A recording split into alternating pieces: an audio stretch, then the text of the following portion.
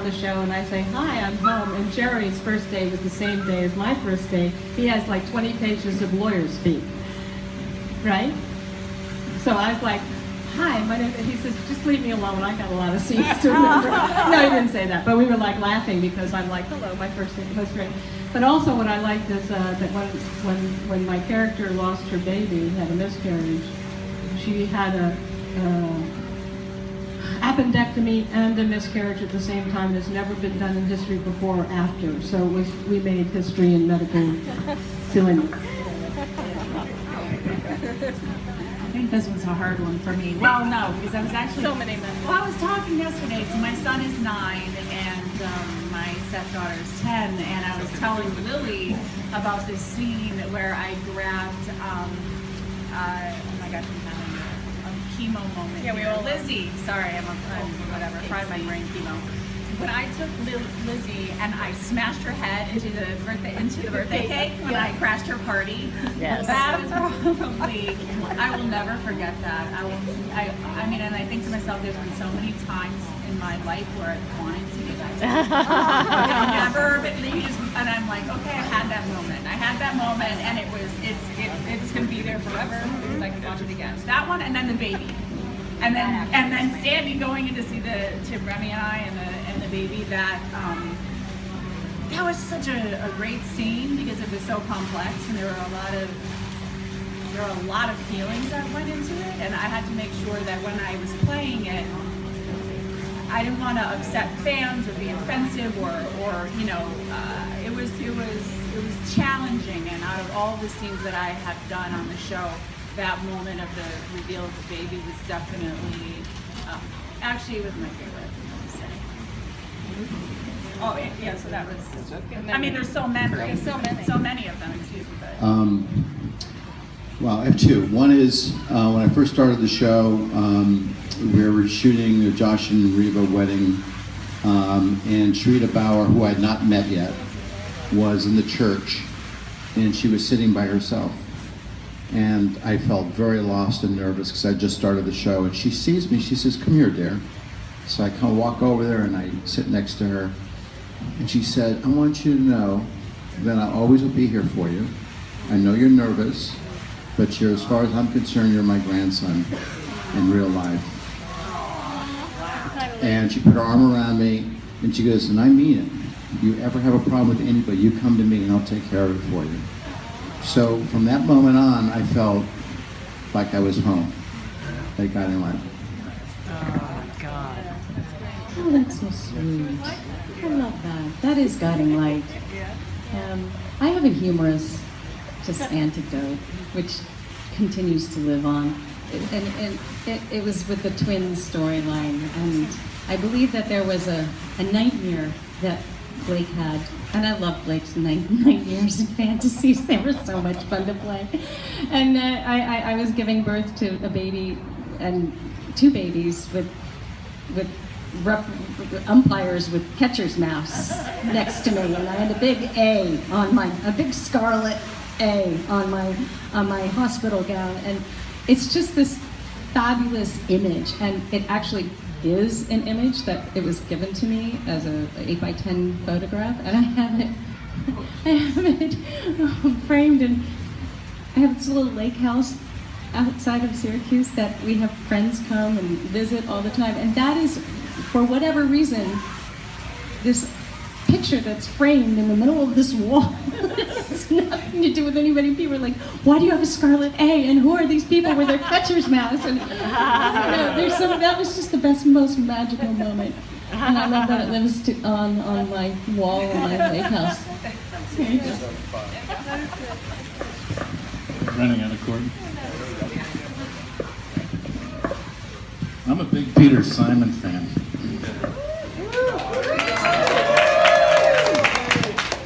And I'm going to have him autograph this. But Peter Simon had a prickly side to him, still does. And he had a reputation where he would sometimes, let's say, complain about the writing and refer to it, this is not writing, this is typing. And one time in the dry room, it wasn't on tape, or else it would be living on YouTube forever. the real Dr. Ed, who was a pillar of our community, was reading to a bunch of children the Christmas story. From Matthew, I do believe. And during dry rehearsal, where everybody was here except the children, and we were doing this for the doctor, for the director. And Dr. Ed was beginning the story of Christmas as written in Matthew. And at one point, Peter Simon got up, threw down his script on the floor, the Old Testament, and said, "Who wrote this crap?" And he stole my heart from then on. Nobody could be as cynical as Peter Simon in a really... So I think attacking the Old Testament is the way to go.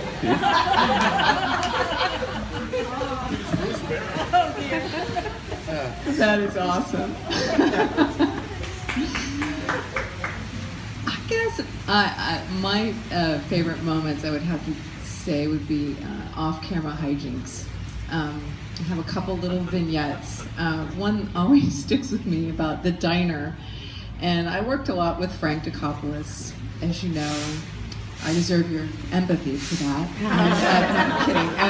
I loved working with Frank. He was a big jokester, and he would do silly things to me. Like I'd go into the diner, especially when I first started on the show, and there would always be props on the set. And I remember there was a beautiful cake that was set out there, and he was like, "Wow, the lights are really warm here. Are these warm here? Jen, what do you think? How does it feel here as compared to here?" And so I completely stupidly fell for this. I was like, "I don't know, Frank." And I put my hand above the cake where he was like blank space cake. And of course he smashes my hand right into the cake. And I've got this handful of frosting and the prop guys are mad at me. But that's Frank. Another moment was Kevin Mambo. Remember Kevin Mambo? He one day ordered a Caesar salad, and the Caesar salad came with anchovies, large anchovies. And he proceeded to take all of those anchovies and put them on the lights in my dressing room. So when I walked into my dressing room, it smelled like fried fish, because there was indeed fried fish. I'll do another one, tiny one, which is, this is a moment of awe that I had on Guiding Light, which is, it was one day, early on when I had first started, there was some sort of fair in the town, and we were all dressed up in an old-time costume. I remember standing next to Justin Dees, and a big dramatic moment happened, and he got so upset that he took this big thing of money, I guess, that the town was collecting during the event, and it was a glass bowl. And in his fury, he threw this bowl to the ground, and it shattered. This, of course, hadn't happened in rehearsal. And I looked at him, and I was shocked and blown away by the power of his performance, frankly. And I was gobsmacked with awe, and I just thought, I'm gonna learn here. And learn I did from every person sitting up here, so.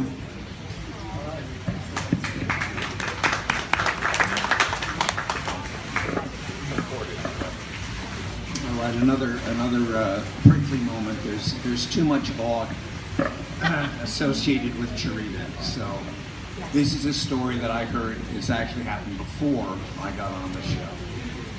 But there was a child actor. I don't know exactly how old, but he was running around being sort of childlike, and people liked him or didn't like him, and the kid got fired. And then I guess they changed their mind, and they had a big cast meeting. They got everyone in, and trying to cheer everyone up, said, "Oh, and by the way, little Tommy is being brought back. He's alive." And Charita muttered, "In our hearts, he will always be dead."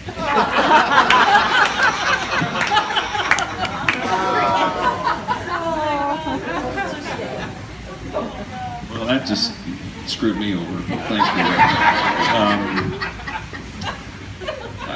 I think for me, it's more like the time frame of what we used to call the cat on a hot tin roof storyline, which was Josh in the wheelchair, Reva married to HB, Josh recovering in HB's house, the sexual tension between Josh and Reva, with him paralyzed from the waist down, and the night that she basically screwed him back to walking again. Remember Kim delivering the line, "You're gonna walk tonight, bud." And I was like, I guess, you know. But that also kind of, somewhere in all of that too, was that first wedding between Josh and Reva, and that was one of my favorite days of shooting. And as most of you know, I was quite close with Larry Gates, who played H.B. Lewis. He truly was a father figure to me, and he was a mentor to me, and I spent a lot of time with him in his last year up at his house in Connecticut before he passed. And we would laugh a lot about that wedding because there's a story some of you probably already know where he and Kim were square dancing together, and Larry had, you know, bladder issues. You know, Kim was pregnant and had bladder issues, and both of them sort of stumbled, and I was like 2 feet away from them, and they started laughing so hard that both of them peed their pants simultaneously. Kim would happily tell you the story if she was here. I'm not saying anything out of school here, but and nobody knew about Kim because she's wearing this big honking wedding dress, and so nothing really showed, but Larry had to go and get his wardrobe cleaned up and changed and everything, and it was one of the funniest things that I think ever happened, that I just witnessed happen on that show. And I miss Larry terribly. I miss Chris.